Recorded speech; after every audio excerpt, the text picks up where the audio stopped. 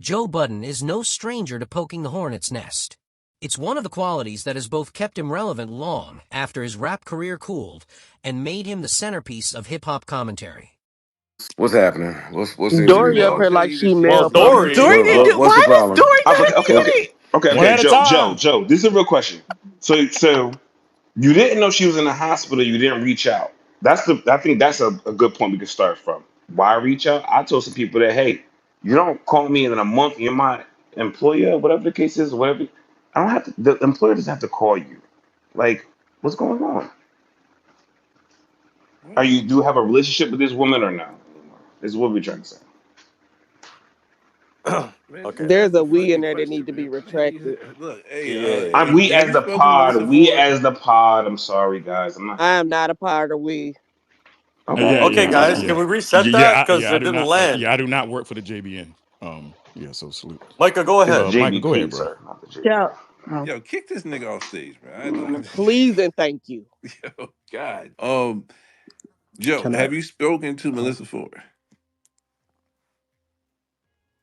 Is she coming back? I'm not up here to be interviewed about Mel. Literally just asked what I Okay. just said. Yeah. I'm not Now telling answer. y'all nothing about Okay, Mel. well Mel just business is Mel business. What okay. is the confusion about Mona and Mona's start date? And what does that have to do with Mel and Mel's Dory business? was Oh, okay, that's asking your if question. there is some kind of coincidence or correlation between the start date and Mel being gone. No, there's not a correlation. But what else? What else are we confused about? So why About is Mel's Mel absence never been and back? Mona's start Why date? is Mel not back? Joe, do you think DM Mel her on Instagram and ask her. But why don't you know, Mel Joe? should explain where she's been? Why y'all Mm, talking and Dory ain't It's asking the because 50, I 11 think questions that she just asked 50 minutes ago? He And answered see, it, Memphis. He said that there's no no, because coincidence. they keep on putting it on Joe, and I think Mel should be explaining to us where the hell he been. Y'all don't realize how entitled y'all found?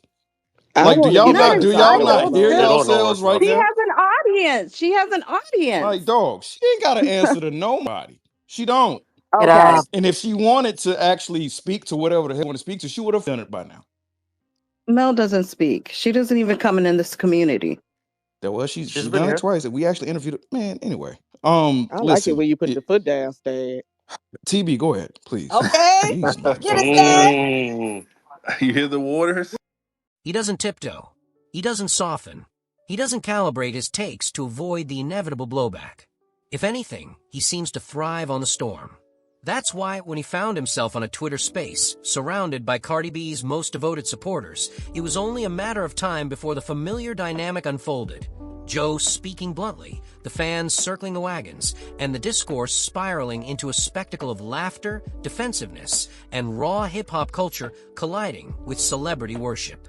At the center of it all was a subject that has always carried tension in rap: ghostwriting. The mere mention of the term is enough to ignite entire comment sections, fracture fandoms, and provoke lectures about authenticity. For Buddden, who has lived and died by the pen, who has defined himself as a lyricist in an era when that identity was both currency and burden, ghostwriting is not just a technical issue. It is a fault line. To him, bringing it up is not shade. It is a matter of respect for the craft. Yet to Cardi B's legion of defenders, even acknowledging that others have written for her is framed as disrespect, as if the admission undermines her entire career. So when Buddden leaned into the point, not once, not twice, but repeatedly, the room shifted. What had begun as a casual conversation with jokes and camaraderie suddenly felt like a trial. Each repetition was like a poke at a bruise. The fans flinched. They scrambled to push back. They tried to pivot. They invoked other names, other icons, other examples of artists who have benefited from collaborators without losing their shine. They called it unnecessary, obsessive, even cringeworthy. Yet Buddden kept the pressure steady, not maliciously but stubbornly, as if to say, why are we pretending this is taboo? Why are we acting as if mentioning the obvious is a crime? That's the essence of Budden's style. He takes what people whisper and drags it into daylight. He refuses to let the room collude in silence. And that refusal can be maddening. For those invested in maintaining the image of Cardi as a wholly self-made lyricist, it felt like sabotage. For those invested in hip-hop as a culture that honors penmanship, it felt like honesty. The clash was inevitable. But here's the deeper layer. Buddden wasn't even centering the conversation on Cardi herself. He was centering the writers. He was saying, with his usual bluntness, that credit should be given where credit is due. He wasn't mocking Cardi for not writing every bar. He was mocking the culture for pretending that crediting writers is an act of hate. He wanted to shift the applause. He wanted to take some of the light that beams endlessly on the superstar and reflect it toward the unseen laborers who craft the hits. That's not shade, that's philosophy. Yet because the delivery was sharp and repetitive, because Buddden has never been known for gentle framing, the fans heard it as attack. And here we arrive at one of the strangest dynamics in hip-hop fandom, the blurring of love for the music and loyalty to the celebrity. Cardi B is not just an artist. She is a personality, a figure, a brand that fans feel personally invested in. To them, defending her against perceived slander is part of being a fan. Is not about truth or history or nuance. Is about allegiance. So when Buddden poked at the subject of ghostwriting, the fans didn't hear a plea for crediting writers.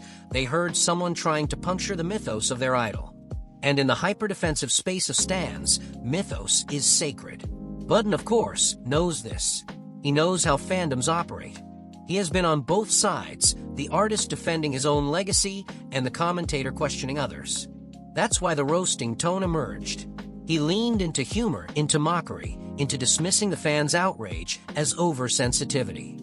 He painted them as people too fragile to handle reality, too quick to cry foul, too unwilling to separate art from artist. And once that gear clicked in, the conversation was no longer about ghostwriting at all.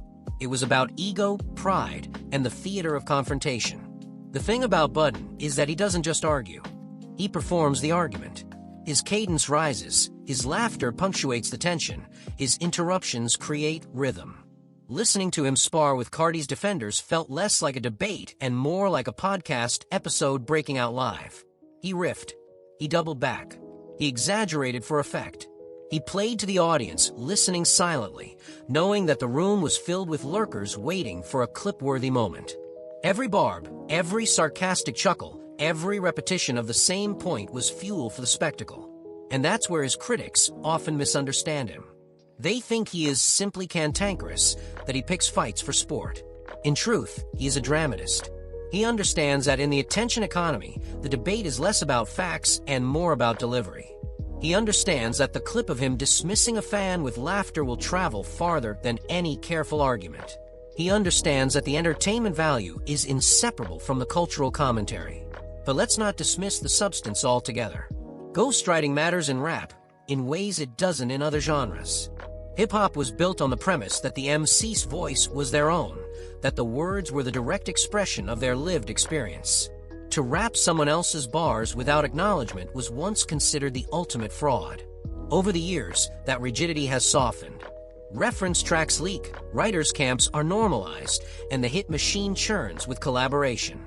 Yet the old values linger, especially among purists like Buddden. To them, transparency about writing credits is not a nitpick. It is a line of respect.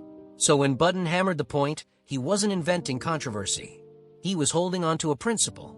But principles clash with celebrity worship, and in the space where those two forces meet, sparks fly. That's why the fans weren't content to let slide.